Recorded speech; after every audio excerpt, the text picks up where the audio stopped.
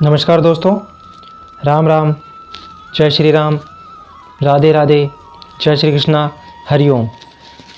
आज हम बात करने वाले हैं श्रीमद् भागवत गीता जी के 13वें अध्याय की अर्थात त्रयोदशी अध्याय की। इससे पूर्व हमने द्वादश अध्याय अर्थात 12वें अध्याय का अध्ययन किया था जिसका नाम भक्ति योग था, और आज हम 13वें अध्याय का अध्ययन करेंगे जिसका नाम है क्षेत्रज्ञ विभाग योग नाम। तो चलिए शुरू करते हैं दोस्तों। इसके अंतर्गत श्री भगवान जी कहते हैं अर्जुन से कि यह शरीर क्षेत्र इस नाम से कहा जाता है और इसको जो जानता है उसको क्षेत्रज्ञ नाम से उनके तत्व को जानने वाले ज्ञानीजन कहते हैं। हे अर्जुन, तू सब क्षेत्रों अर्थात क्षेत्रों में जीवात्मा भी मुझ में ही जान, और क्षेत्रज्ञ को अर्थात विकार रहित प्रकृति और पुरुष का जो तत्व जो जानना है वह ज्ञान है, ऐसा मेरा मत है। वह क्षेत्र जो और जैसा है तथा जिन विकारों वाला है और जिस कारण से जो हुआ है, तथा वह क्षेत्रज्ञ भी जो और जिस प्रभाव वाला है, वह सब संक्षेप में तुम मुझसे सुन। यह क्षेत्र और क्षेत्रज्ञ का तत्व ऋषियों द्वारा बहुत प्रकार से कहा गया है और विविध वेद मंत्रों द्वारा भी विभाग पूर्वक कहा गया है, तथा भली भांति निश्चय किए हुए युक्त ब्रह्म सूत्र के पदों द्वारा भी यह कहा गया है। 5 महाभूत अहंकार, बुद्धि और मूल प्रकृति भी, तथा 10 इंद्रियां, 1 मन और 5 इंद्रियों के विषय अर्थात शब्द, स्पर्श, रूप, रस और गंध तथा इच्छा, द्वेष, सुख, दुख, स्थूल देह का पिंड, चेतना और धृति, इस प्रकार विकारों के सहित यह क्षेत्र संक्षेप में कहे गए हैं। श्रेष्ठता के अभिमान का अभाव, दंभाचरण का अभाव, किसी भी प्राणी को किसी भी प्रकार भी न सताना, क्षमा भाव, मन वाणी आदि की सरलता, श्रद्धा भक्ति सहित गुरु की सेवा, बाहर भीतर की शुद्धि, अंतःकरण की स्थिरता और मन इंद्रियों सहित शरीर का निग्रह, इस लोक और परलोक के संपूर्ण भोगों में आसक्ति का अभाव और अहंकार का भी अभाव, जन्म मृत्यु जरा और रोग आदि में दुख और दोषों का बार बार विचार करना, पुत्र स्त्री घर और धन आदि में आसक्ति का अभाव, ममता का न होना तथा प्रिय और अप्रिय की प्राप्ति में सदा ही चित्त का सम रहना, मुझ परमेश्वर में अनन्य योग के द्वारा अव्यभिचारिणी भक्ति तथा एकांत और शुद्ध देश में रहने का स्वभाव, और विषयासक्त मनुष्यों के समुदाय में प्रेम का न होना, आध्यात्म ज्ञान में नित्य स्थिति और तत्व ज्ञान के अर्थ रूप परमात्मा को ही देखना, यह सब ज्ञान है, और जो इससे विपरीत है वह अज्ञान है, ऐसा कहा गया है। जो जानने योग्य है तथा जिसको जानकर मनुष्य परमानंद को प्राप्त होता है उसको भली भांति कहूँगा। वह अनादि वाला परब्रह्म न सत ही कहा जाता है और न असत ही है। वह सब ओर से हाथ पैर वाला, सब और नेत्र, सिर और मुख वाला तथा सब और कान वाला है, क्योंकि वह संसार में सबको व्याप्त करके स्थित है।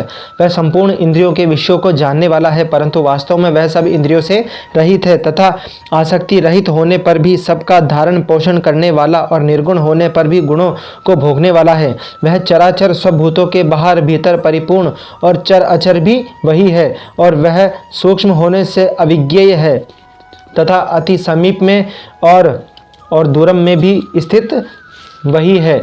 वह परमात्मा विभाग रहित एक रूप से आकाश के सदृश परिपूर्ण होने पर भी चराचर संपूर्ण भूतों में विभक्त सा प्रतीत अर्थात स्थित होता है, तथा वह जानने योग्य परमात्मा विष्णु रूप से भूतों को धारण पोषण करने वाला और रुद्र रूप से संहार करने वाला तथा ब्रह्म रूप से सबको उत्पन्न करने वाला है। वह परब्रह्म ज्योतियों का भी ज्योति तथा माया से अत्यंत परे कहा गया है।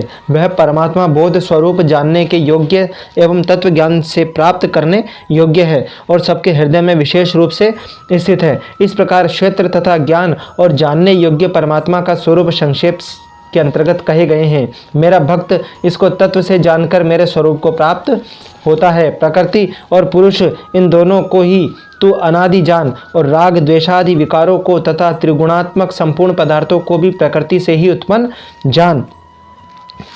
कार्य और करण को उत्पन्न करने में हेतु प्रकृति कही जाती है और जीवात्मा सुख दुखों के भोक्तापन में अर्थात भोगने में हेतु कहा गया। हेतु अर्थात कारण कहा गया है। प्रकृति में स्थित ही पुरुष प्रकृति से उत्पन्न त्रिगुणात्मक पदार्थों को भोगता है और इन गुणों का संग ही इस जीवात्मा के अच्छी बुरी योनियों में जन्म लेने का कारण है। इस देह में स्थित यह आत्मा वास्तव में परमात्मा ही है। वह साक्षी होने से उपदृष्टा और यथार्थ सम्मति देने वाला होने से अनुमंता, सबका धारण पोषण करने वाला होने से भर्ता, जीव रूप से भोक्ता, ब्रह्मा आदि का भी स्वामी होने से महेश्वर और शुद्ध सच्चिदानंद घन परमात्मा से परमात्मा ऐसा कहा गया है। इस प्रकार पुरुषों को और गुणों के सहित प्रकृति को जो मनुष्य तत्व से जानता है वह सब प्रकार से कर्तव्य कर्म करता हुआ भी फिर भी नहीं जन्मता। उस परमात्मा को कितने ही मनुष्य तो शुद्ध हुई सूक्ष्म बुद्धि से ध्यान के द्वारा हृदय में देखते हैं और अन्य कितने ही ज्ञान योग के द्वारा और दूसरे कितने ही कर्म योग के द्वारा देखते हैं अर्थात प्राप्त इसे करते हैं। परंतु इनसे दूसरे अर्थात जो मंद बुद्धि वाले पुरुष हैं वे इस प्रकार न जानते हुए दूसरों से अर्थात तत्व के जानने वाले पुरुषों से सुनकर ही तदनुसार उपासना करते हैं और वे श्रवण प्रायण पुरुष भी मृत्यु रूप संसार सागर को निसंदेह पार कर जाते हैं। हे अर्जुन, यावन मात्र जितने भी स्थावर जंगम प्राणी उत्पन्न होते हैं उन सबको तू क्षेत्र और क्षेत्रज्ञ के संयोग से ही उत्पन्न जान। जो पुरुष नष्ट होते हुए सब चराचर भूतों में परमेश्वर को नाश रहित और संभाव से स्थित देखता है वही यथार्थ देखता है, क्योंकि जो पुरुष सब में संभाव से स्थित परमेश्वर को समान देखता हुआ अपने द्वारा अपने को नष्ट नहीं करता, इससे वह परम गति को प्राप्त होता है। जो पुरुष संपूर्ण कर्मों को सब प्रकार से प्रकृति के द्वारा ही किए जाते हुए देखता है और आत्मा को अकर्ता देखता है वही यथार्थ देखता है। जिस क्षण यह पुरुष भूतों के अलग अलग भावों को एक परमात्मा में ही स्थित तथा उस परमात्मा से ही संपूर्ण भूतों का विस्तार देखता है उसी क्षण वह सच्चिदानंद घन ब्रह्म को प्राप्त हो जाता है। हे अर्जुन, अनादि होने से और निर्गुण होने से यह अविनाशी परमात्मा शरीर में स्थित होने पर भी वास्तव में न तो कुछ करता है और न ही लिप्त ही होता है। जिस प्रकार सर्वत्र व्याप्त आकाश सूक्ष्म होने के कारण लिप्त नहीं होता, वैसे ही देह में सर्वत्र स्थित आत्मा निर्गुण होने के कारण देह के गुणों से लिप्त नहीं होता है। हे अर्जुन, जिस प्रकार एक ही सूर्य इस संपूर्ण ब्रह्मांड को प्रकाशित करता है उसी प्रकार एक ही आत्मा संपूर्ण क्षेत्र को प्रकाशित करता है। इस प्रकार क्षेत्र और क्षेत्रज्ञ के भेद को तथा कार्य सहित प्रकृति से मुक्त होने को जो पुरुष ज्ञान नेत्रों द्वारा तत्व से जानते हैं वे महात्मा जन परम ब्रह्म परमात्मा को प्राप्त हो जाते हैं। ओम तत्सदिति श्रीमद् भागवत गीता उपनिषदसु ब्रह्म विद्यायां योग शास्त्र श्री कृष्ण अर्जुन संवादे क्षेत्र क्षेत्रज्ञ विभाग योगो नाम त्रयोदशो अध्याय।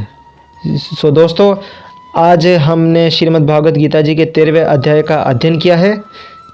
अगर आपको ये वीडियो अच्छा लगा हो तो इसे लाइक कीजिए, शेयर कीजिए, सब्सक्राइब कीजिए और बेल आइकन का बटन दबाना ना भूलें और ऑल वाला ऑप्शन अवश्य दबा लीजिए, क्योंकि हमारे द्वारा बनाई गई कोई भी वीडियो आपको टाइमली मिलती रहे। धन्यवाद।